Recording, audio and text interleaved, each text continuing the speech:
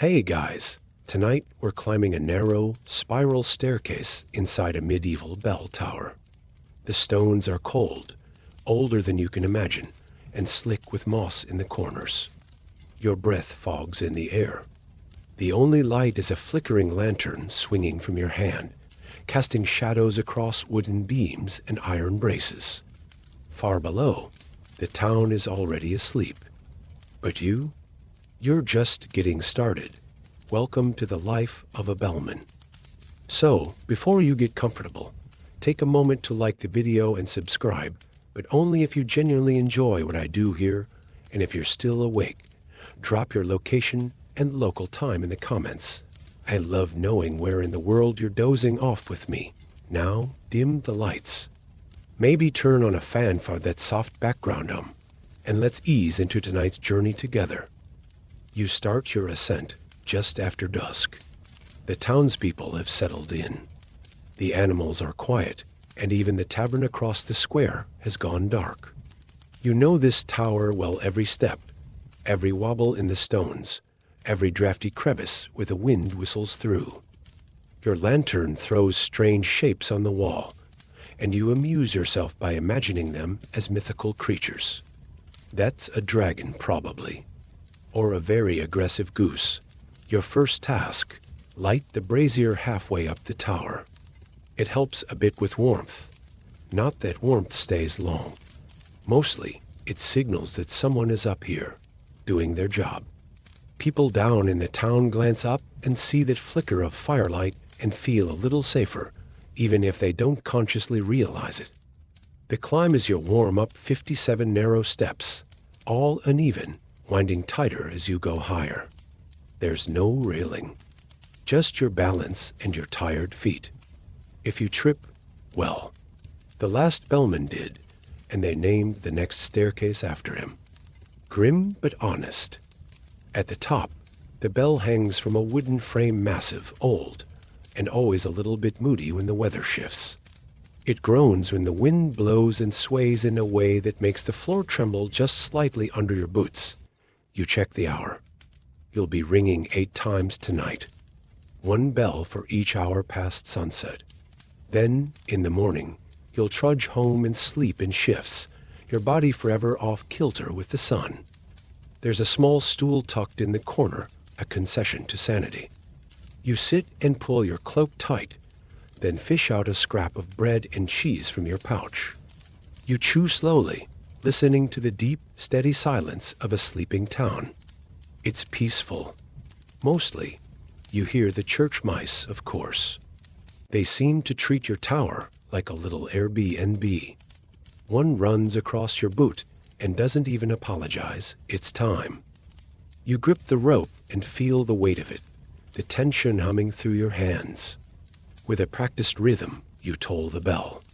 Its sound rolls out across rooftops and cobbled lanes, bouncing off shutters and chimneys. The echo lingers in the cold night air. Somewhere, a baby stirs. A dog barks once and then goes quiet. Otherwise, the world remains still. You sit back down and exhale. The first hour is done. 7 more to go. The thing is, most people assume you just sit here, ring the bell, and nap in between. They don't understand the way the cold seeps into your bones after midnight. How the stillness of the town turns from peaceful to unsettling around R3. How sometimes you think you hear footsteps on the stairs, but no one ever comes. You shift on the stool. The wind howls a little outside, rattling the shutters. You wrap the cloak tighter, tuck your hands inside your sleeves. The tower creaks in reply. You didn't choose this job. Most don't.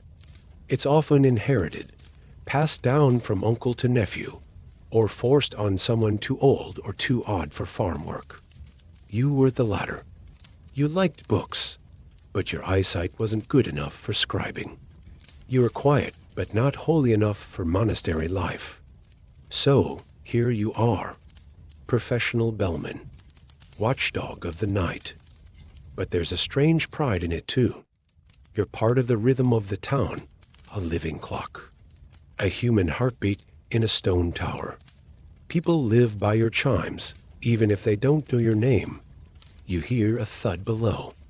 Probably nothing. Maybe a rat. Or the wind slamming the outer hatch. You don't check.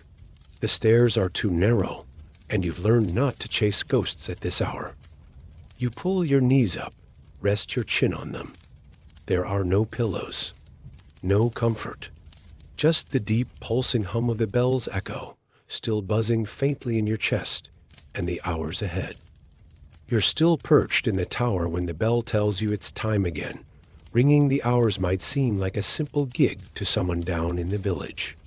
Pull the rope, make a loud sound, go back to brooding. But when it's 3 a.m., and your fingers feel more like icicles than digits, it takes a certain mental fortitude to keep doing it. Especially knowing that everyone else is sleeping deeply, maybe even dreaming of bread or warm baths, luxuries you don't have at the top of this glorified wind tunnel. Still, you stand. You stretch your back with a slow, deliberate movement, bones cracking like old furniture. Then you take hold of the rope and you ring the bell. Not too fast, not too slow. Each clang spaced with just enough solemnity to be noticed, but not mistaken for an emergency. It's a delicate dance, because too many rings at the wrong hour, and someone might think there's a fire, or a birth, or worse, an invasion. Historically, bellmen served a vital role beyond just chiming the time. In some cities, especially during the High Middle Ages, they were also the ones responsible for ringing the alarum bell in case of raids or uprisings. You might be half asleep, but if someone starts screaming about bandits, you'd better wake up fast. The clockless towns of medieval Europe relied entirely on people like you to keep their rhythm. You're the reason the baker knows when to stoke his ovens, and the priests know when to chant their matins. The tavern keeper times his last pour by your chimes.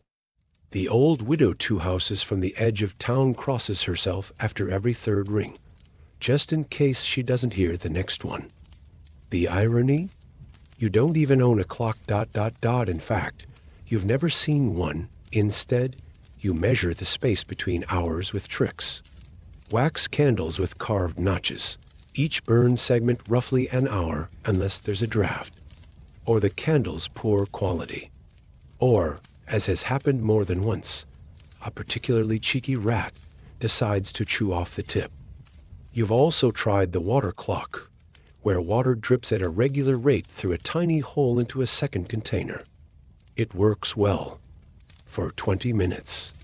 Then it either freezes or floods. You've tossed 2 of those off the tower in frustration. One of them may have landed on a passing monk's cart.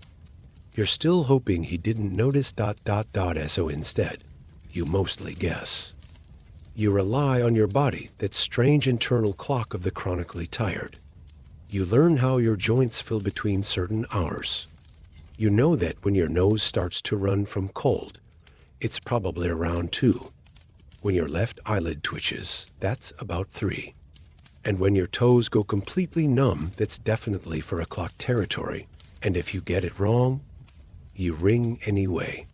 No one will climb all the way up here to correct you, unless, of course, it's the overseer. Ah, the dreaded overseer. A man with suspiciously good boots and a suspiciously bad attitude. He only shows up once every couple of months, but when he does, he brings a sand hourglass with him. He claims it's accurate. You claim he's full of something that rhymes with baloney. He once fined you for ringing at the wrong quarter. You asked what the right quarter was, and he said, not the one you picked. That was the night you decided to nickname him Sir Punctual of Smugface. Still, you must admit the system mostly works. Villagers do tend to wake up when they hear the bell ring 6 times. And for the most part, no one has stormed the tower in confusion since the year of the missing midnight bell. You had the flu. Sue you. And the bell itself, it has a mind of its own. It's got a crack running down one side, but it still sings. Each note it rings out is a little different than the last, more somber, more hollow, like it's remembering things you'd rather forget. They say a bell remembers every hand that's ever rung it, every storm it's endured, every name shouted beneath it. You believe it. It vibrates not just through your fingers but into your chest, like it's speaking in some deep, bronze language only night workers understand. Once you tried counting stars between rings. It worked until clouds rolled in and messed everything up. Then you counted mouse squeaks. That lasted 2 hours. Then you tried humming tunes to yourself, but your singing voice is about as graceful as a sack of wet potatoes falling downstairs. Eventually, you gave up trying to be clever. Now, you just exist between rings. You breathe.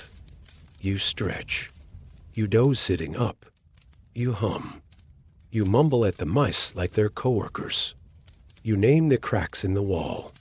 That one's Percy. He leaks, and every hour, on the hour, or at least your best guess, you rise and do your duty. It's quiet work, but not lonely, because in some strange way, you feel connected to everyone sleeping below you. You're the reason they can sleep. You're the one making sure time keeps moving. Historians still argue whether bellmen were considered respectable or pitiful. Some records suggest they were honored for their dedication. Others imply they were seen as slightly touched in the head, like someone who talks to puddles or names their shoes. You lean toward the latter. After all, you once had a conversation with your own echo. It disagreed with you. Still, when the last bell of the hour fades into silence, you feel it, that satisfaction, that quiet, echoing nod from the town. You've done your part. Time has passed. Life goes on, and somewhere, someone rolls over in bed and smiles without knowing why. Your legs are starting to ache. You shift your weight, trying to find a new position on the uneven wooden stool. It's the kind of furniture that predates comfort, built by someone who believed the spine was optional. You contemplate standing for the next hour, but your knees beg otherwise. So, you stay seated, curling your toes in your boots to restore feeling. Now that we're settling deeper into the night, your thoughts start to wander. This is the bellman's curse. Too much quiet, too much time, and your mind goes off like a goat in a vegetable patch everywhere at once.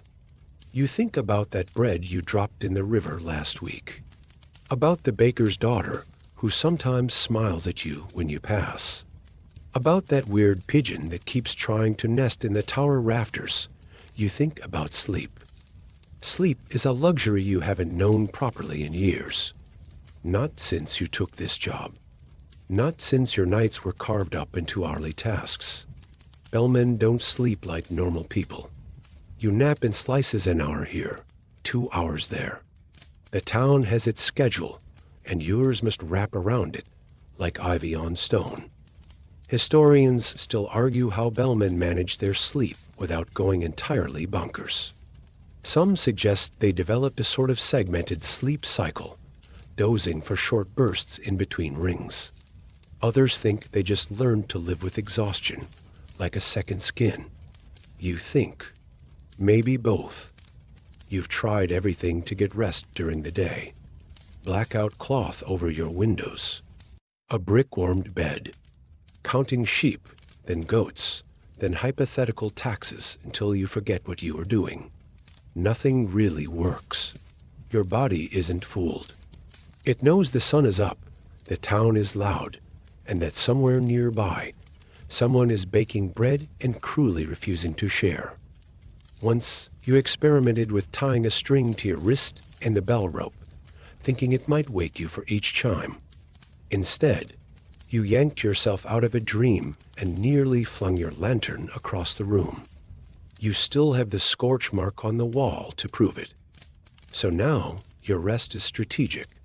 20 minutes of shut-eye after your shift ends. Another nap before supper.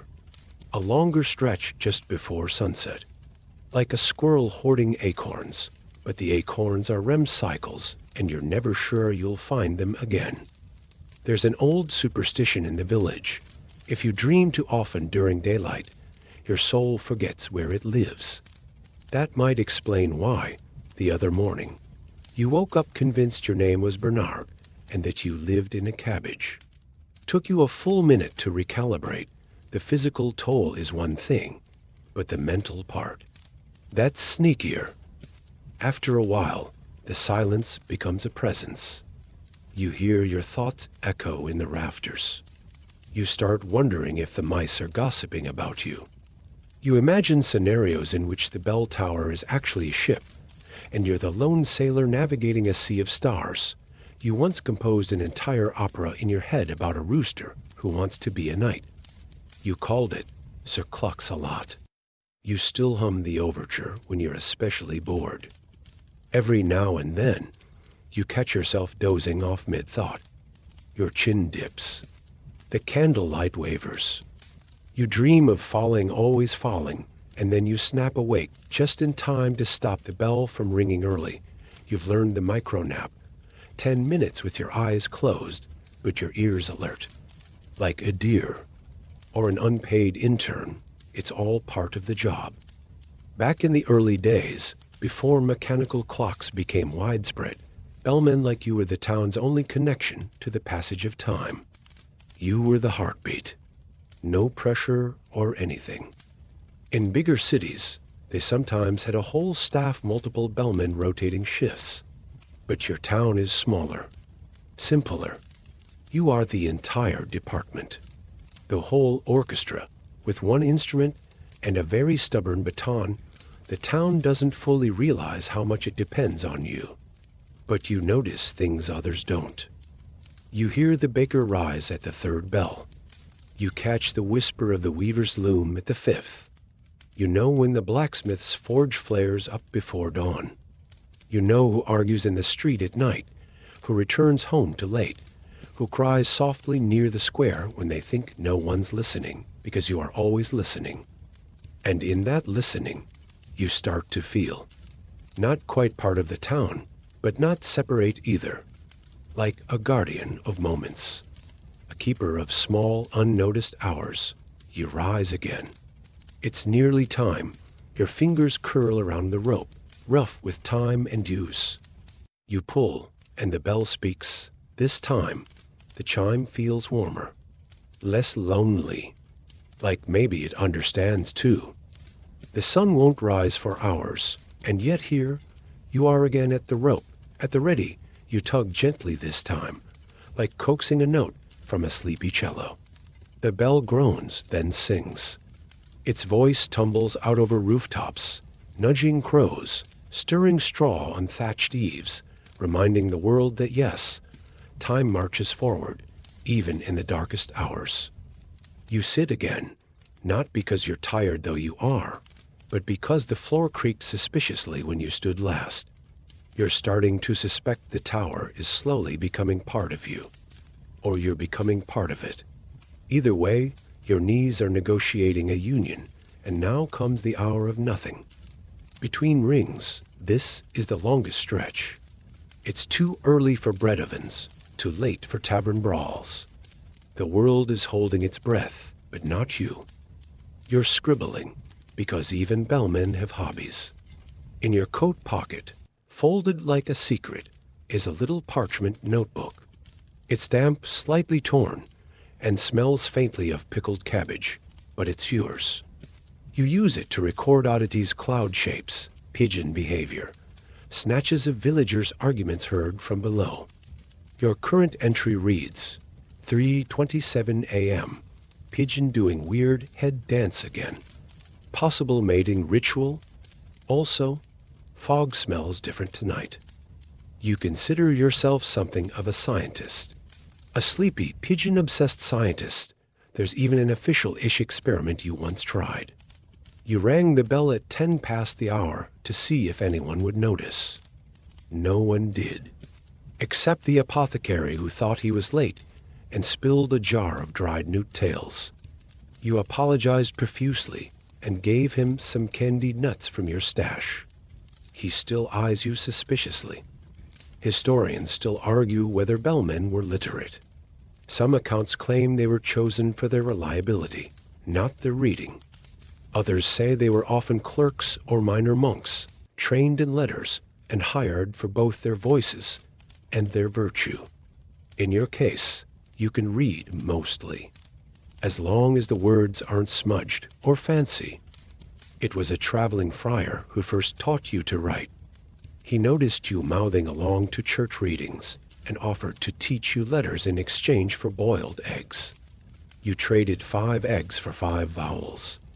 It felt like a fair deal. Now, you write for fun and to stay awake. Your latest project? A fictional series about a bellman who solves crimes. It's called The Tolling Truth. Chapter 1 begins. The bell rang once, but the body was already cold. You're particularly proud of that line. You'd read it aloud, but the mice have terrible taste in literature. Last time, one of them ate half the chapter. So, you wait. You scribble. You hum the Rooster Opera Overture. You wiggle your toes to the rhythm. You once tried knitting. Thought it might be a useful way to stay alert. You borrowed a pair of needles and some scratchy wool from the weaver's apprentice. Within an hour, you had tangled the yarn into something that could only be described as aggressively unwearable. The mice loved it. It's their favorite nesting material now. Some nights, you do shadow puppets by lantern light. You've perfected the rabbit and the prancing goat. You tried to do a dragon once, but it ended up looking like a sad mitten. There's a strange comfort in these small distractions. They keep you human. Remind you that time isn't just something you wring, it's something you live. You remember hearing once that monks used to stay awake all night in vigil, praying, contemplating, resisting sleep to prove their devotion. You wonder if that's what this is, your own kind of devotion. To time, to the village, to the pigeon upstairs who still hasn't moved in 2 hours. Is he sleeping? Meditating? Dead? You squint. Know his tail twitches. All's well. You eat a piece of dried apple from your pouch. It tastes like wood and memory. The tower creaks again. Probably Percy, your wall crack. He's been spreading. You consider drawing a little face on him. Maybe tomorrow you hear a noise below, just faint. Footsteps, a whisper of cloth. It could be the baker, or the guard making his rounds, or a cat with ambitions. You lean out cautiously. Nothing. But that's the thing about the tower. It turns you into a listener. You hear the world in layers. The wind rustling reeds by the river. The low snore of the butcher's dog. The distant clang of metal, someone knocking over a bucket. It's a sleepy symphony, and you're the lone conductor. The bell rope is swaying gently now, like it's breathing. You're tempted to name it. You've named everything else. The stool is Margaret. The rusty lantern is Sir Flickerlet. The owl that sometimes perches in the rafters is Lady Hootington. She hasn't shown up tonight. Probably has a better sleep schedule than you. You glance at the candle. Almost time again. And just as you rise, stretching your arms wide, a light breeze whispers through the open shutter, bringing with it the faintest scent of wet earth and chimney smoke. Another hour gone, another one earned. You pull the rope, and once again, the bell calls out, not with urgency, but with the soft insistence of tradition. The village sleeps on, and you remain part clock, part poet, all Bellman. You don't remember exactly when your footsteps became part of the tower itself, but now, as you pace in quiet circles, your boots find grooves in the floorboards that only you have worn, soft channels of habit, etched by repetition, like a groove in a record. Left foot, right foot. Pause at the shutter, breathe, turn again. You become the night's metronome. Outside, the clouds have thickened. No moon tonight. Just the occasional flicker of torchlight in the distant watch post, dancing like a ghost that can't decide if it's coming or going. A faint drizzle begins to tap against the window, soft as the beat of a worried heart. This is when the ache creeps in. Your back stiffens, your neck crackles like an old scroll, and your eyes start to play tricks on you.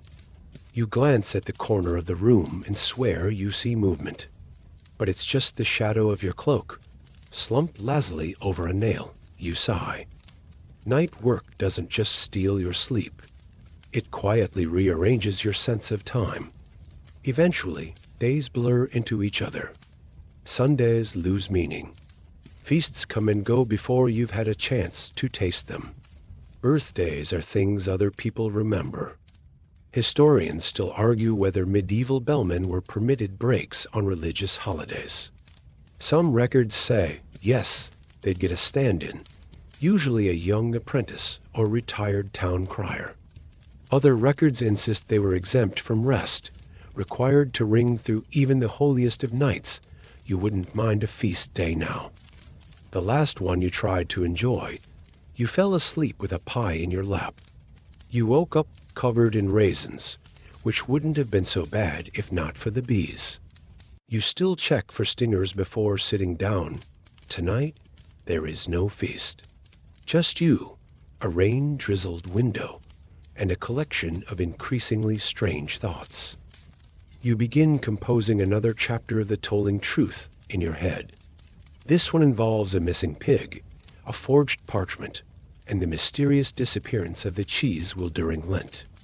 You mutter plot lines to yourself, pacing, gesturing slightly, like an unhinged playwright with no audience, but the pigeons.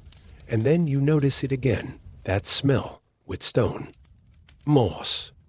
A hint of distant wood smoke. The tower breathes differently when it rains. The humidity curls the wood, warps the floor, makes your parchments wrinkle like prunes. But it also brings a softness.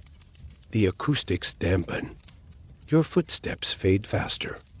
You feel less like an intruder in the night, more like a ghost drifting through familiar ruins.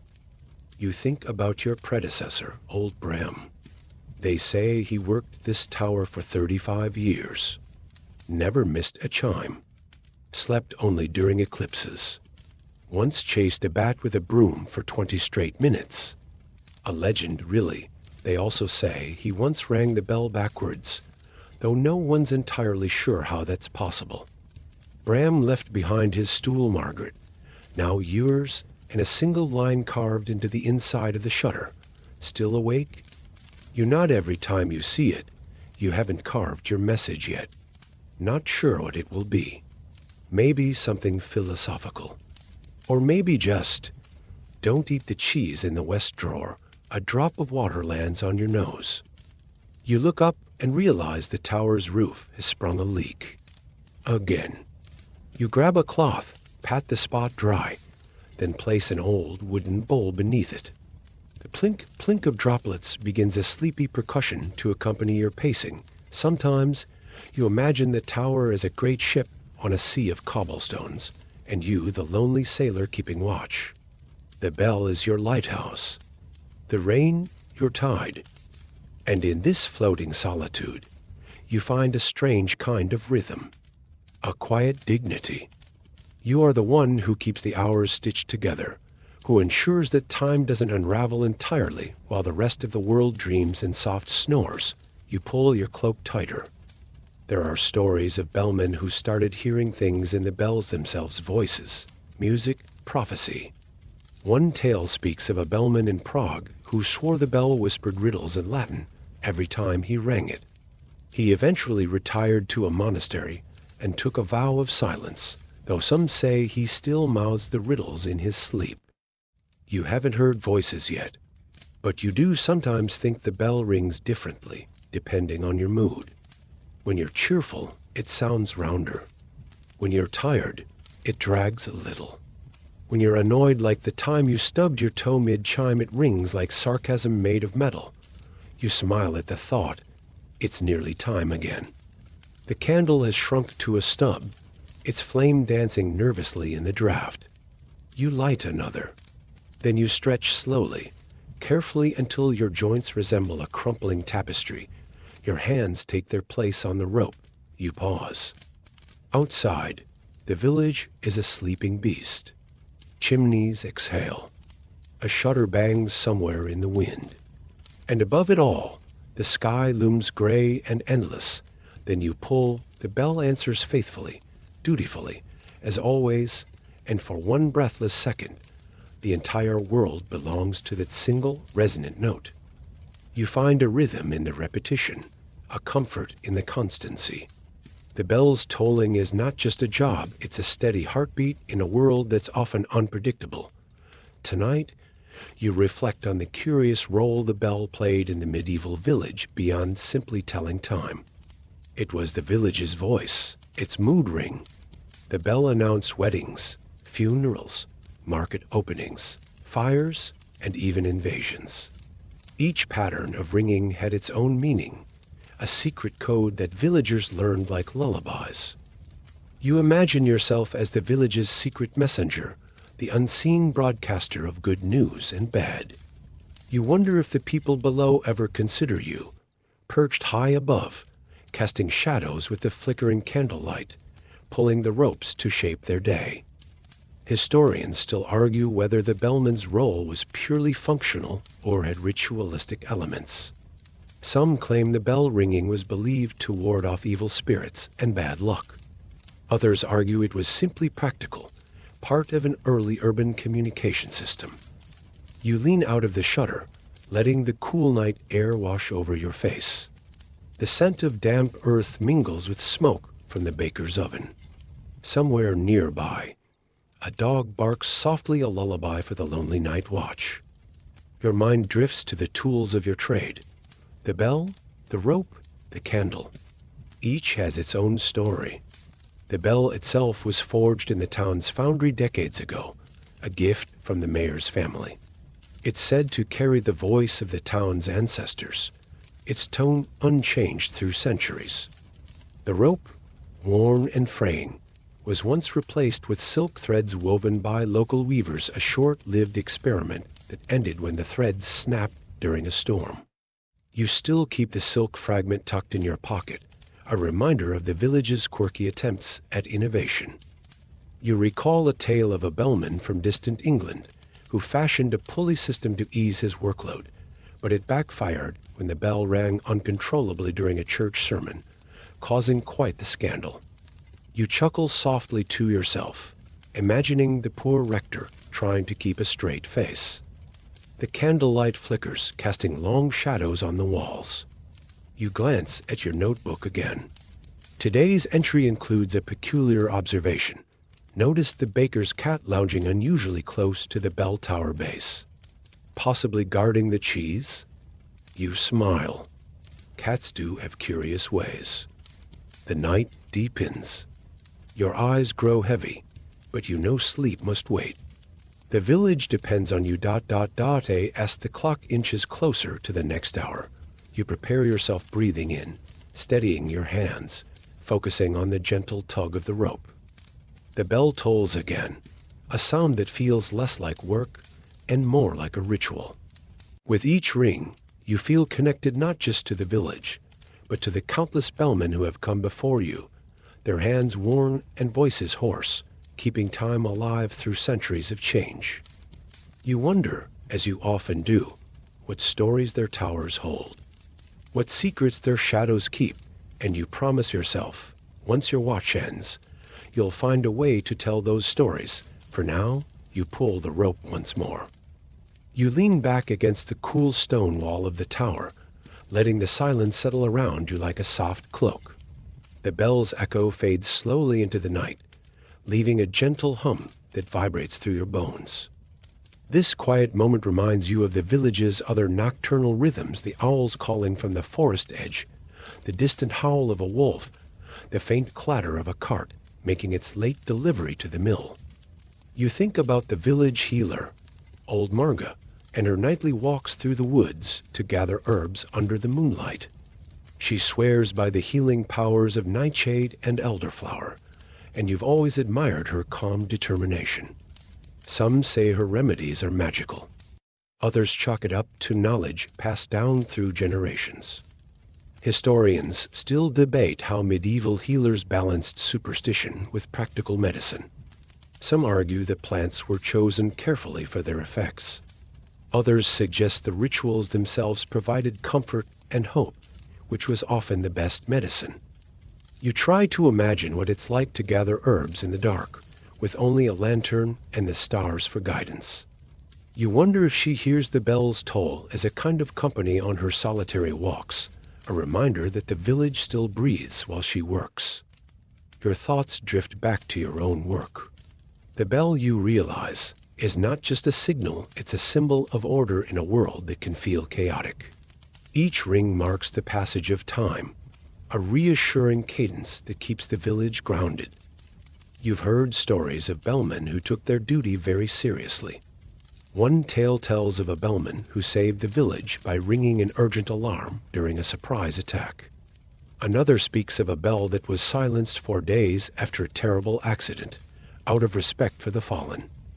You wonder if the villagers below ever think of the bellman as a guardian of sorts, a sentinel perched high above, watching over them in the quiet hours. As the wind picks up outside, rattling the shutters, you pull your cloak tighter and glance at the flickering candle. It's nearly time again. You prepare to ring the bell once more, feeling the weight of tradition in your hands. This simple act connects you to a chain of watchful souls stretching back through time with a steady pull. The bell's deep voice rolls out into the night. A lullaby for the sleeping village. You close your eyes for a moment, letting the sound carry you through the hours. The bell stops ringing, and once again, the silence returns, thick and warm like a woolen blanket. You ease yourself down onto Margaret, yes, the stool still bears her name, and stretch your legs with a sigh that echoes lightly through the chamber. Your eyes wander the beams of the tower, now cast in flickering candlelight. Each rafter, each knot in the wood, tells a different story. You spot the initials L carved into the lowest beam, followed by a crude drawing of what might be a fish or a goose. It's hard to say. L was likely a bellman before you, or maybe a bored apprentice, or possibly just someone who liked fish geese. You think back to your first night on duty. You hadn't even known how to hold the rope properly. It burned your palms raw, and you rang the bell 3 minutes late. An old woman in the village reportedly threw her entire shoe at the church door in protest. A tea didn't hit anything important. Now, you could ring that bell in your sleep. In fact, once you may have. You woke up with the rope in your hand and no memory of pulling it. The town clock said 3:00 a.m. sharp. A miracle or muscle memory. Either way, the shoe-throwing woman left you a plum tart the next day. Truce declared. Tonight, your body moves like a well-rehearsed dance, but your mind drifts. You think about the routines of the village at night. The miller snores so loudly it shakes the rafters of his cottage. The baker's apprentice has likely overproofed the rye again. The blacksmith, who insists on sleeping beside his hammer, dreams of iron and embers, and above it all, there's you, ringing the hours, unnoticed but essential. Historians still argue whether bellmen were considered respected civic servants or simply necessary nuisances. Some records suggest bellmen were given modest wages and occasional meals. Others claim they were the object of quiet pity, always alone, always awake. You prefer to think of yourself as part of the village's machinery, not glamorous but irreplaceable. Like a hinge on the town's heavy wooden door, the rain picks up again, drumming gently on the tower roof. It's a lullaby of its own. You close your eyes, just for a moment, and in that moment, the tower disappears. You're no longer a bellman in a village. You're a sailor in the crow's nest of a drifting ship. The sea stretches below you like endless silk, and the bell at your side rings to keep monsters at bay, then you're a watchman on the wall of a vast ancient city, listening for the trumpet that signals dawn. Then a monk in a cloister, ringing the vesper bell while the others pray. Then, plink. The raindrop from the leaky roof finds your forehead again. You blink, returning to your tower. The candle has burned lower. Time to stand, stretch, and walk the familiar circle once more. Just enough to keep your legs from locking and your mind from drifting too far. As you pass the shutter, you notice something new, a small moth clinging to the inside of the pane. Its wings shimmer faintly, like old parchment. You lean closer. It doesn't fly away. Just rests peacefully, perhaps drawn by the candlelight and the warmth of the bell chamber. Suit yourself, you whisper. It's a strange kind of company, but you've had stranger. Once, a pigeon decided to live in the tower with you for 2 weeks. You named him Archibald. He had strong opinions about bell volume and zero manners. You find your place by the rope again. Another hour passed. Another note to send into the dark. You ring the bell not too loud, not too soft, just enough to say, time continues. We're still here. The bell tolls again, slow and steady. As the final chime drifts into the darkness, you hold the rope a second longer than usual, not out of fatigue, but out of reverence. There's something sacred about this particular hour, the deep belly of the night, when the world lies quiet and strange truths rise to the surface. You step away from the bell and settle onto Margaret with your usual, familiar sigh. The candlelight throws slow-moving shadows against the stone wall, and you watch them dance lazily, like tired thoughts meandering through your head. This hour, just past midnight, has always been a curious one. Not quite yesterday, not fully tomorrow. It's a twilight space between worlds. The villagers call it the owl's hour and say it's when dreams walk close to waking. You shift in your seat and scratch another note into your journal. Saw a white owl fly past the tower silent as snow. Might be an omen, or just bored. Historians still argue whether medieval people truly believed in omens and portents, or whether they just used them to make sense of an unpredictable world. Probably a bit of both. You've certainly had nights when a single creak in the wood sounded like a ghost and blamed it on the wind, just to avoid thinking too hard. Still, there's a comfort in routine. You light the second candle, always at this hour, and place it on the north sill. Not for any particular reason. Just because your predecessor did. And his. And his. Sometimes traditions need no explanation. You stretch your legs again, feeling the gentle ache behind your knees. Being a bellman is surprisingly physical work. Not just the ringing, but the endless climbing, standing, pacing, staying alert. And yet, it's also deeply internal. Long hours of quiet thought, small rituals, private jokes scribbled in the margins of old ledgers. You once devoted an entire page to documenting all the different sounds the bell makes in different weather, fog muffled and hollow, snow crisp and bell-like ironically, dry wind echo like a tin cup in a cave. You flip to the back of the book where you've doodled a small map of the village as seen from the tower, crooked rooftops, curling chimneys, and tiny figures for each resident. You smile at the little pig drawn next to the cooper's house. An inside joke.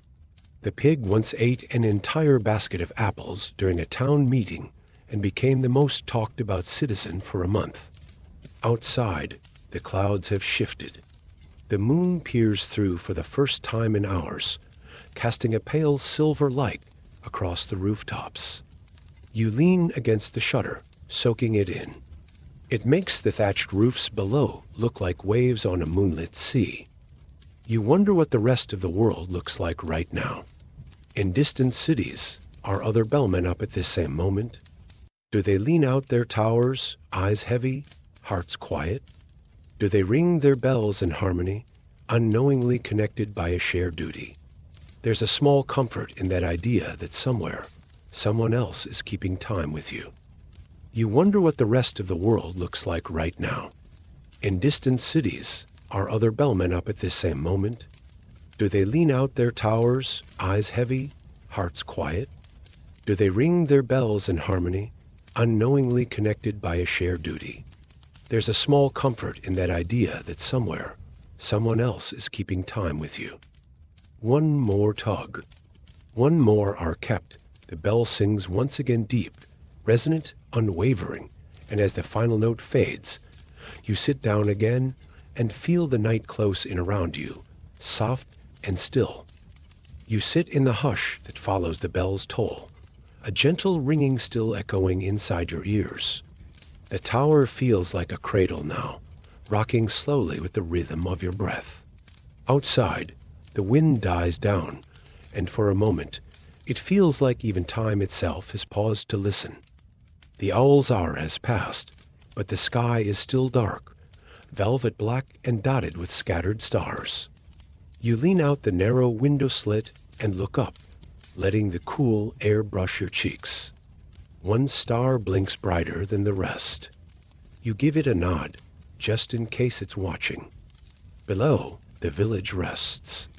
A dog stirs in its sleep and lets out a single bark before curling up again. The baker's chimney begins to smoke a sign he's starting the fires for the morning loaves.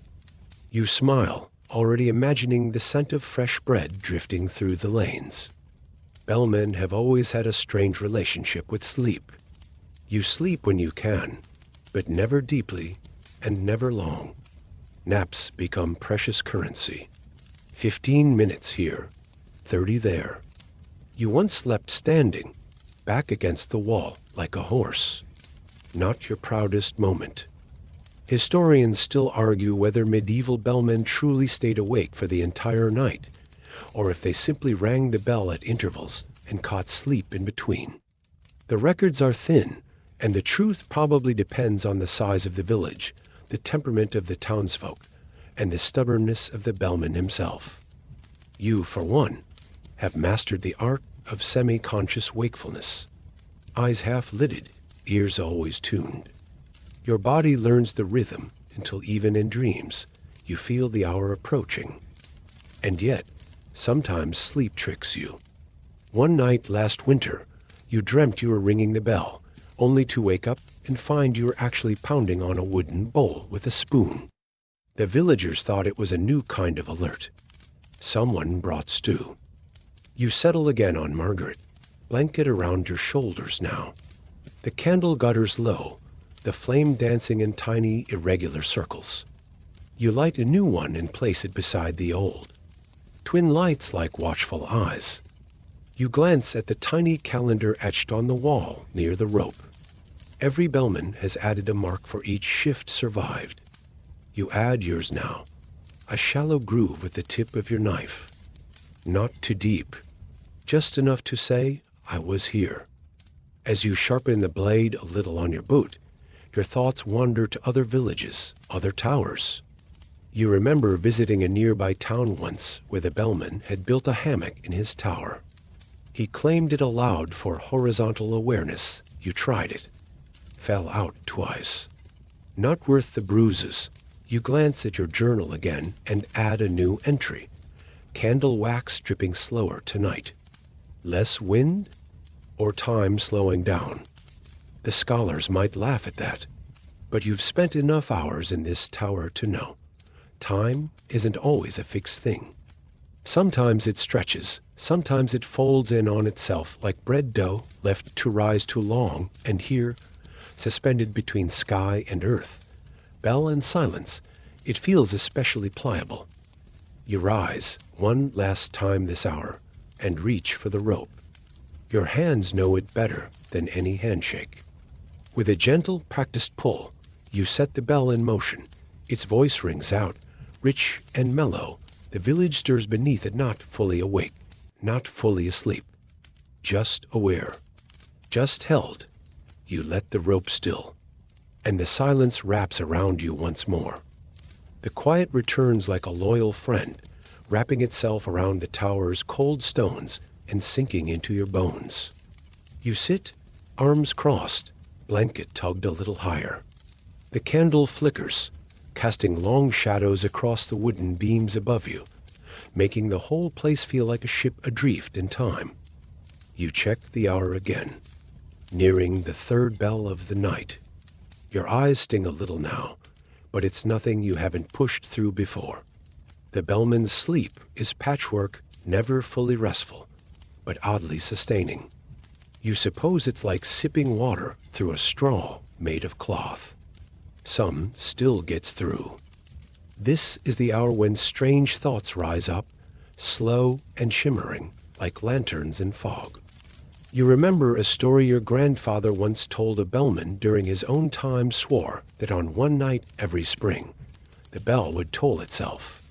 He called it the phantom hour, claimed he'd wake to find the rope swinging, the bell gently chiming, and no one there. You laughed as a boy. Now, in your solitude, you find yourself wondering, not out of fear, but out of some quiet yearning for the extraordinary. Something to break the stillness. Historians still debate whether stories like that were literal or metaphorical, but either way, they served a purpose. They reminded people that time was not only being kept, it was being witnessed.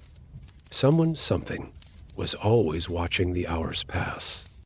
You rub your eyes and focus on the present. The baker's chimney smokes thicker now, and the faint scent of yeast and wood smoke teases the air. Across the village, a rooster crows too early, probably confused by a lantern someone left burning. You chuckle, picturing the flustered farmer fumbling with his boots and swearing at the poor bird. In the tower, you rise and do your pacing again, clockwise 3 times around the bell base, then a pause by the window. You hear a nightjar trill from the woods, one of your favorite sounds. It reminds you that not everything sleeps at night. Some creatures thrive in the dark, hidden but not idle.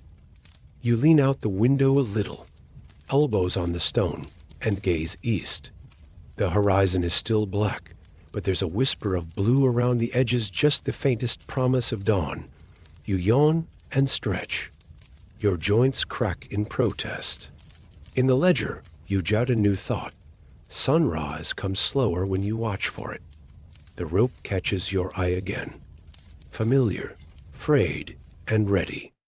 It's not time yet, but you rest your hand on it, grounding yourself. Margaret creaks beneath you as you sit again. She's old, but reliable. You once tried to fix the wobble in her leg and only made it worse, so now you embrace the wobble. Like everything else here, it's part of the routine.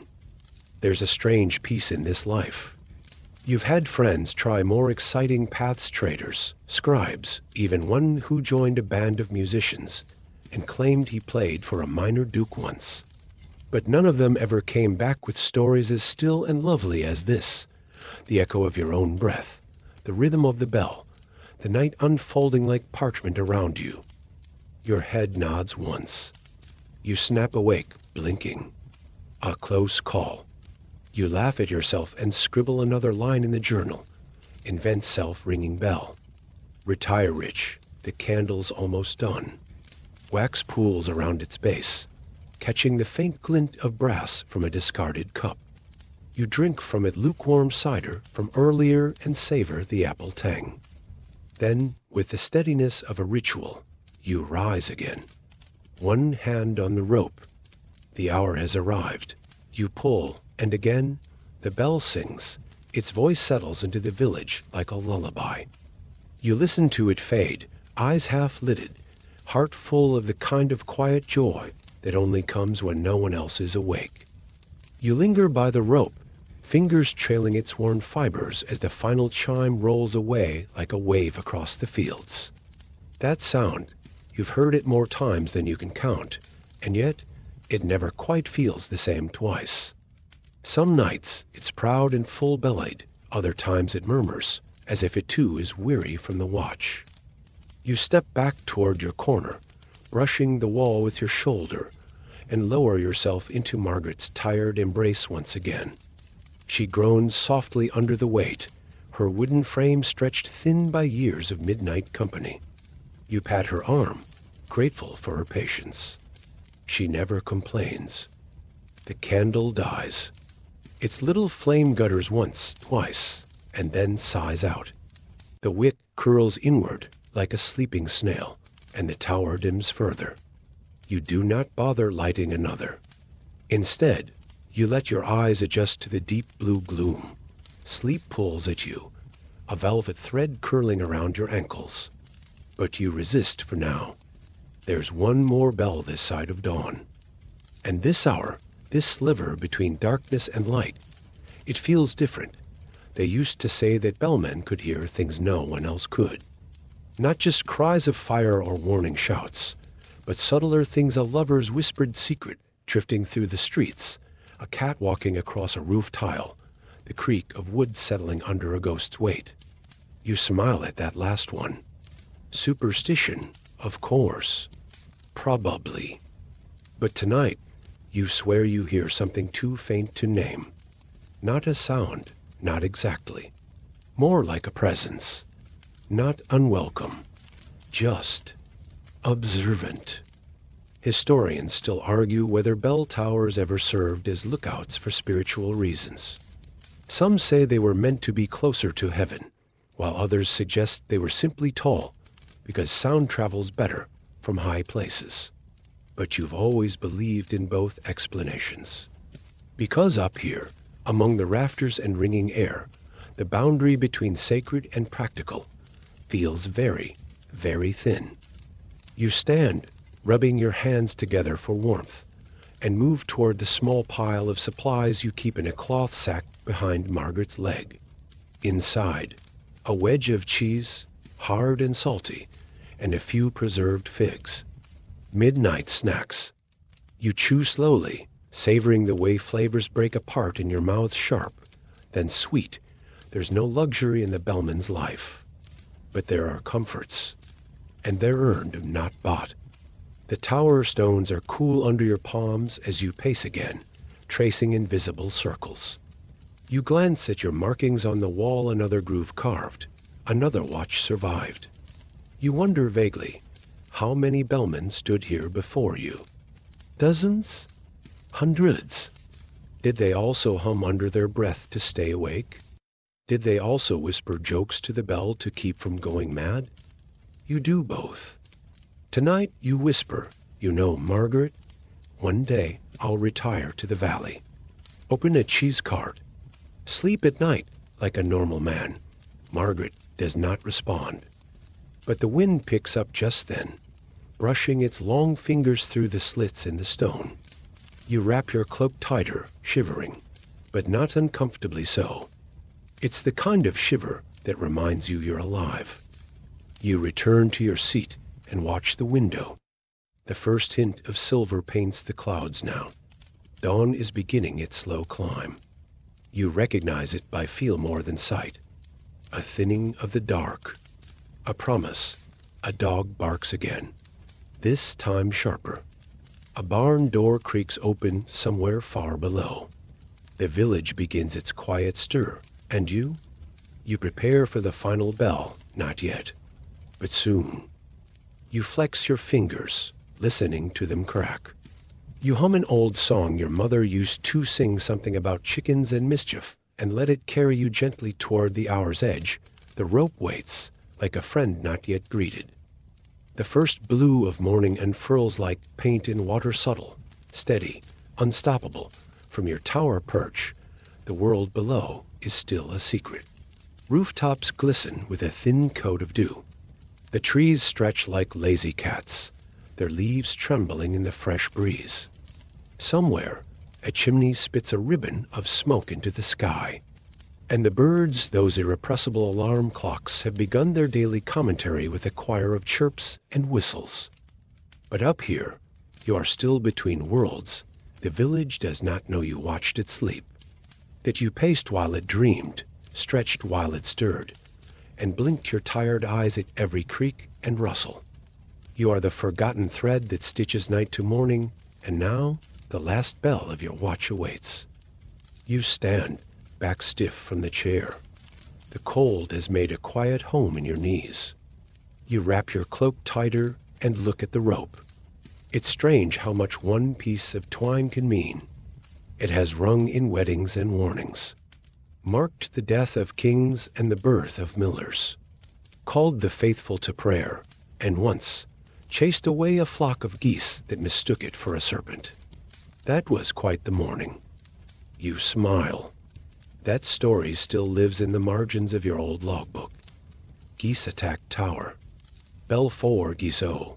Historians still puzzle over how many village rituals were tied to bells. Some records speak of bells being baptized. Others hint at bells being feared, believed to ward off storms or illness or worse, attract them. You, of course, have no such illusions. And yet, you always speak to the bell before the last toll. "Good morning, Margaret," you murmur, brushing your hand over the frayed rope like a monk blessing a relic. "Let's wake the world, shall we?" You brace steady, then pull. The first peal is different in the morning light, clearer somehow, less lonely. It doesn't just echo.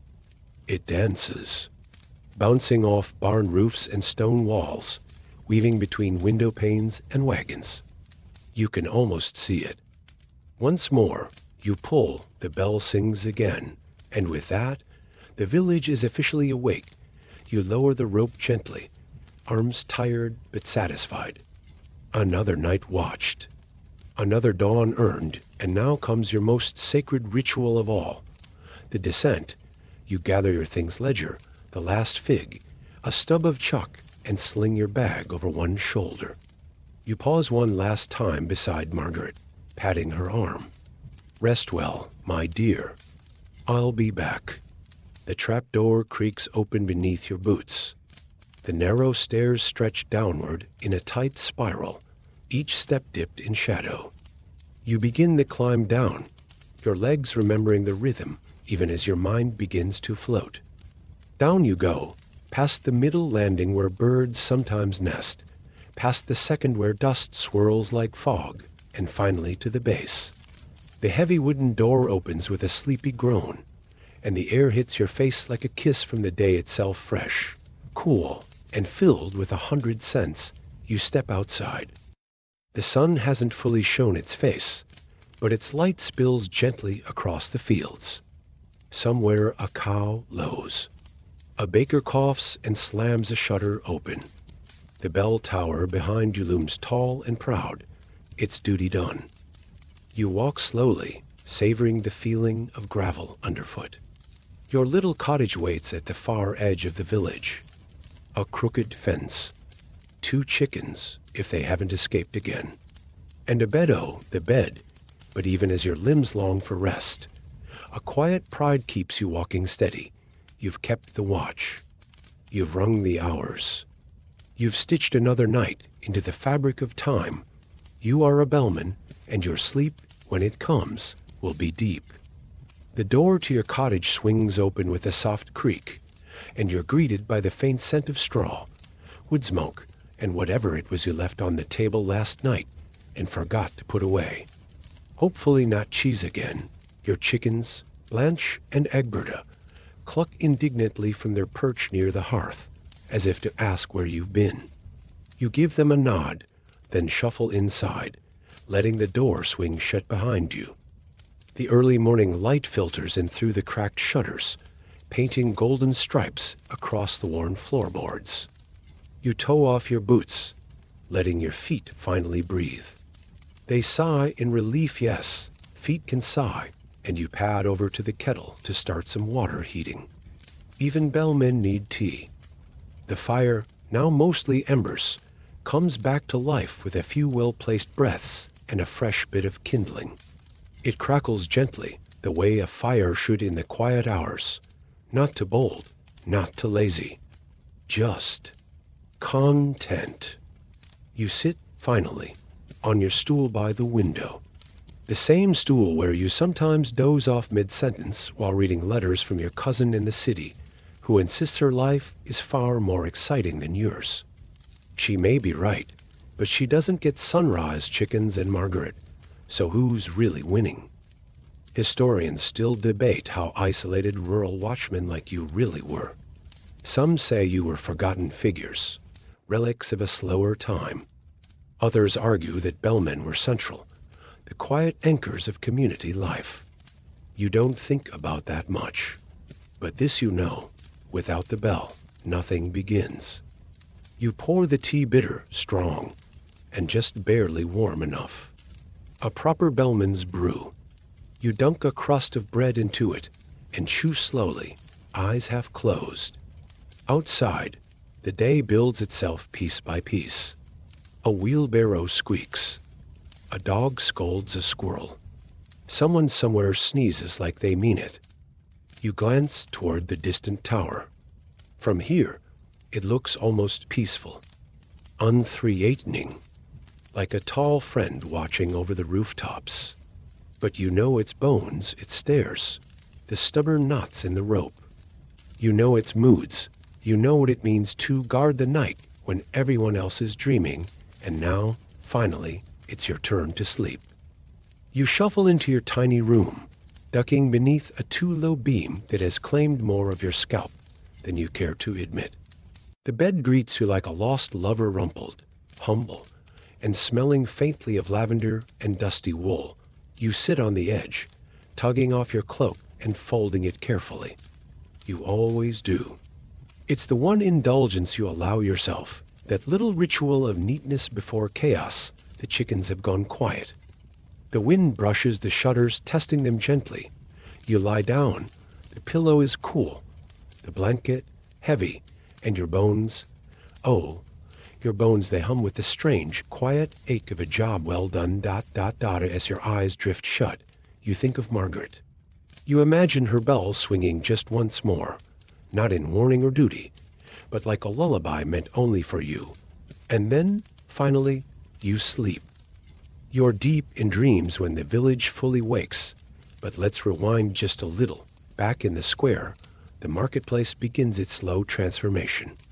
Stalls creak into place, sleepy vendors rub their eyes, and the aroma of bread and fresh goat cheese begins to sneak around corners.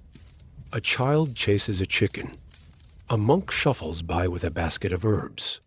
The midwife, who's also the beekeeper, and, inexplicably, the village juggler nods to no one in particular. And the bell tower? It just stands there, silent, still, watching, waiting. ... No one thinks much about the person who rang the bell that morning. No one wonders about the man who climbed the tower in the dark, counted the hours on creaky steps, listened for phantom screams, and greeted the dawn alone. That's the deal you've made, you and Margaret. Invisible guardianship. Your logbook still sits where you left it, open to the last page, where a scrawl reads, 3rd hour owl again. 4th hour distance singing, probably not ghost. 6th hour bread craving. Historians might stumble across it one day and argue over the details. Who was this person? Was owl visitation normal? Is the singing symbolic or just weird? They'll never know you're asleep. In your dreams, you walk the spiral stairs with feather-light feet. No aching knees. No cold drafts. Just you and the bell floating together through misty air. You ring it, and out come not sounds, but stories, tales of kings who dressed as beggars, of fish that foretold the weather, of shoes that whispered secrets. The village will continue, the sun will climb. Children will point to the tower and whisper that a ghost lives there who can tell time perfectly. Someone might leave a roll on your doorstep. The chickens might stage another escape. And you? You won't know, because for the first time in days, your sleep is dreamless, the tower is quiet, the world, for now, doesn't need you. ... So you rest. And now, gentle listener, it's time for you to rest too. Let your body sink just a little deeper into the bed or couch or nest you've made for yourself tonight. Feel the softness beneath you, the quiet all around you, and the slow, steady rhythm of your breathing rising, falling, like the bell swing after one last chime. Let your thoughts drift, like chimney smoke curling toward the sky. Maybe you're still in the tower, watching the horizon pale into dawn. Maybe you're tracing the stone walls with your fingertips, counting the steps in the spiral, whispering to Margaret. Or maybe you're already in that cozy cottage, curled beneath a woolen blanket, with chickens softly clucking outside and the scent of morning tea just beyond reach. Wherever you are, this is your time. You've kept your own watch today, faced your tasks, climbed your towers, rung your bells. And now, like the Bellman, you've earned your rest. The world can wait. Let the night cradle you. Let the quiet deepen. You are safe. You are steady. You are part of the gentle rhythm of things, just like the bell tower, just like the dawn, just like the hush that comes when the final story ends. Sleep well.